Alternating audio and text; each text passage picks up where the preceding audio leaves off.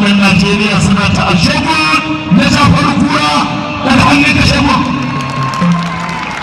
shagun ga sako daga bangaren kudawa.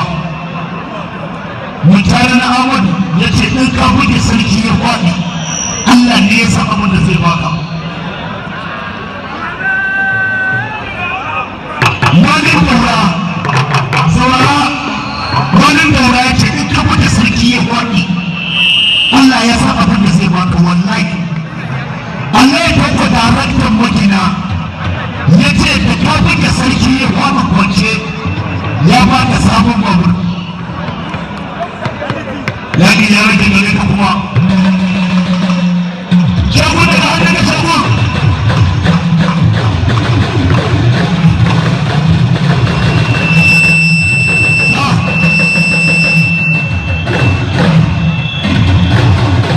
Shagun da na faru kura wani ka kula da musan na sosai, ka kula sosai hakan ne bai taro sosai a kan musan nan. Tsakanin garkuwacin da shida shagun da Jafaru Kura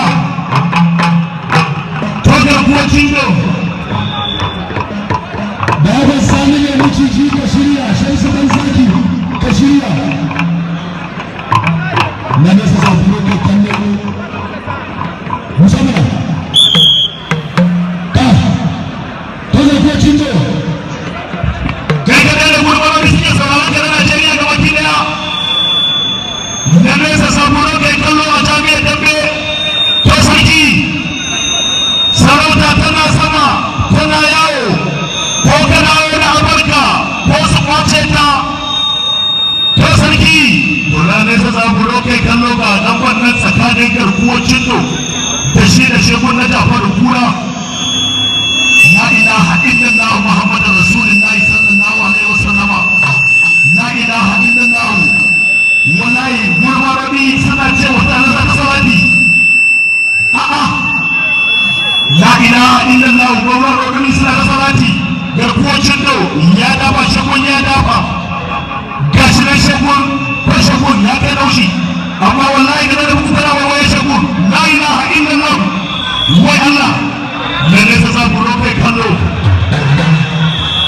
ga da wannan da kare shagun daga kofa ba shi gaba ko in nan da shiga ya ne mu da shiga shi kika dan yana da shiga shagun da farkuwa ka tira fa ne ta gona mai ta gina yace wallahi ga kocin da ya da shagun wallahi ga kocin da ya da shagun ya rikice wallahi ya da shagun ya rikice wallahi kocin do ya sawa point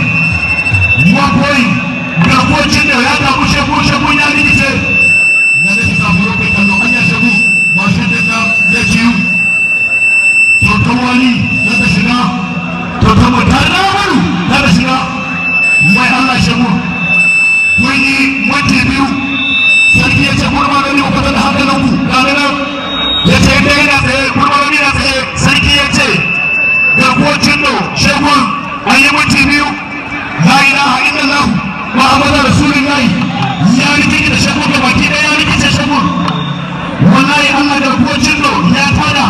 La ilaha illallah shagun na kokari shagun na kokari shagun na kokari shagun ne da tabbara wallahi mai tabbara shi ne shagun na rasa boroke kallo wallahi kun yi minti biyu da sakon 15 da sakon da rabi ne da rabi.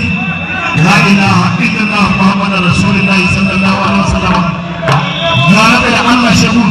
La ilaha illallah garkuwacin da shagun ya buga garkuwacin da laushi mai kyau amma garkuwacin da ya cinye.